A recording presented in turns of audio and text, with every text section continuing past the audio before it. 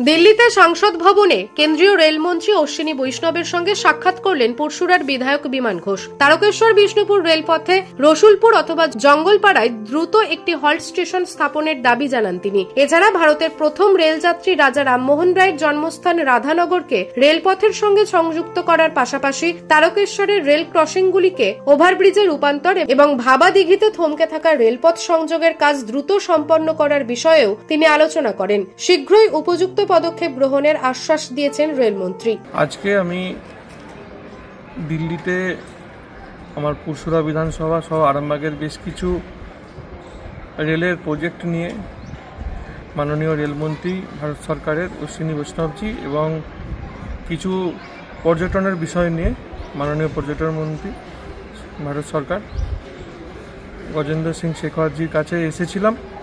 এখানে এসে মূলত পুরসুরা বিধানসভার যে জঙ্গলপাড়া রসুলপুর দুটো জায়গার মধ্যে কোনো এক জায়গায় হল স্টেশনের জন্য দীর্ঘদিন ওখানকার মানুষের যে আবেদন, সে আবেদন আমি মাননীয় রেলমন্ত্রীর কাছে জানিয়েছি এবং উনি সম্পূর্ণভাবে বলেছেন উনি তাড়াতাড়ি কাজ শুরু করাবেন ওখানে। এছাড়াও আমরা জানি যে রাজা রামমোহন রায়ের জন্মস্থান আমাদের পুরসুরা বিধানসভা রাধানগরে, তো সেখানে যিনি রেলের প্রথম যাত্রী ছিলেন তার ওখানেই রেল লাইন নেই।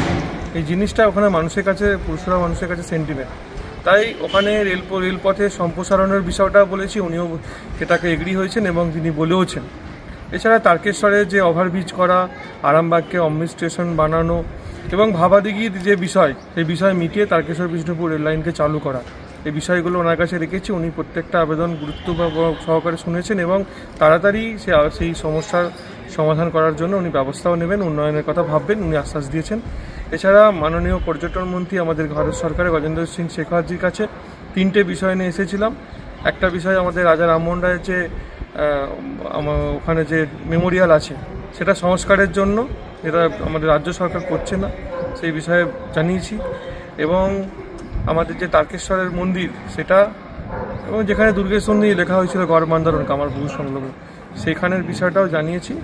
উনিও আশ্বাস দিয়েছেন যে এই বিষয়গুলো ভেবে দেখবেন এবং পুরোপুরিভাবে যে দিল্লিতে এসেছিলাম যেই কারণের জন্য আজকে মাননীয় দুই মন্ত্রী যেভাবে আশ্বাস দিয়েছেন, বিশেষ করে মাননীয় রেলমন্ত্রী, তো আগামী দিন যে উন্নয়নের জোয়ার পুরসুরা সহ বাকি জায়গাতে বইবে তার বলার অপেক্ষা রাখে।